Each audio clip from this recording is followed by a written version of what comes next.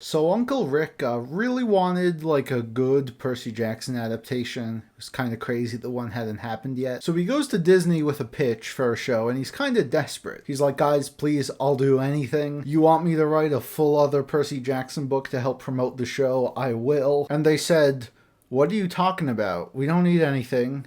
It's Percy Jackson. And he says, oh, well, crap, what am I supposed to do with this? So the Chalice of the Gods is the 6th book in the Percy Jackson and the Olympian series, a series that had previously ended in 2009 with The Last Olympian. But 14 years later, we have a continuation. That's not entirely true, though, because of course Rick Riordan has not stopped writing books in this world. In fact, since The Last Olympian, there have been 11. Also, I've made videos on the original series and Heroes of Olympus. You might want to watch those first. I don't know. But all of those have either worked to expand the world, focus on other characters. When Percy was in them, he was never the sole focus. But this book, once again, is solely Percy's story, putting us back in the first-person point of view seat as we see him, his girlfriend Annabeth, and his best friend Grover, who is also a satyr, partake in another classic Percy Jackson adventure. Things are a bit different this time, though. So this book picks up shortly after the events of the Heroes of Olympus. That's right, this is where this book falls on the timeline. It takes place before all of the Trials of Apollo stuff. And we follow Percy Jackson, the demigod son of Poseidon, who is now a senior in high school. I can't believe he's come so far. And now that he is older and stronger and monsters aren't trying to kill him every 24 hours, he is determined to show this school who is boss, because his goal is the University of New Rome, a safe place in California, long story, where demigods can pursue higher learning. Obviously, Percy's not really into that, but his girlfriend is going, so he wants to go. The issue is that, of course, Percy is a bit of a special case among demigods in that he's not really supposed to exist, and a lot of the gods don't really like him that much. So being the assholes that they are, they gave him this special requirement that applies only to him, that in order to be accepted into the University of New Rome, he needs to receive 3 letters of recommendation from separate gods. After the word spreads around that Percy is accepting new side quests from gods, he is swiftly approached by one who tasks him with finding the missing Chalice of the Gods. It's a magical cup that the gods used to drink out of. That's pretty much all it is. It's a bit annoying for Percy to have this quest dropped on him right when he's, finally trying to take school seriously, but with some leads to follow and Grover and Annabeth, tagging along for the ride, he's sure to have another fun-filled adventure on his hands. So this book is a little bit different from what we've sort of come to know from these books. Now, we still do have a lot of these staples of Percy Jackson. I mean, for one, coming back here, you could never really tell that there was such a big time gap. The characters feel right at home. Rick is like an expert at writing them at this point. The tone is the same. You got a mix of some humor, lightheartedness, but also some serious topics to challenge kids. And you get the fun and creative encounters that our characters have with, figures from Greek mythology. But it's all presented a bit differently this time around, because this book has the lowest stakes of probably anything Rick Riordan has ever written. Especially in this universe, right? Like, someone's always trying to end the world. Like, that's always what will happen if the heroes fail. But in this scenario, the quest is so, almost comically simple that it kind of gives the book an entirely different feel than normal. Because not only is the quest very simple, but they also don't have this strict deadly time limit that almost all of these books have. So what we're seeing is that after, the goofy encounters him and his friends have with whatever demon of the week, we actually see Percy go back home and spend time with his family and friends. And it's kind of great. Instead of going on a life-altering journey with these characters, we're kind of just hanging out with them. The encounters with the other Greek figures too, I mean, sure, there's always jokingly the fact that a god can snap their fingers and disintegrate them, but at this point they're gonna make it out somehow. And seeing how our characters, who are far more experienced and mature now, deal with these, rather mundane encounters compared to some of the stuff they've seen already, was very entertaining. I've said before that a lot of the parts where the earlier books would lose me sometimes is when we're just seeing encounter after encounter in when they start to become really predictable and all start to blend together. But here we only have a few of them, and I thought they were,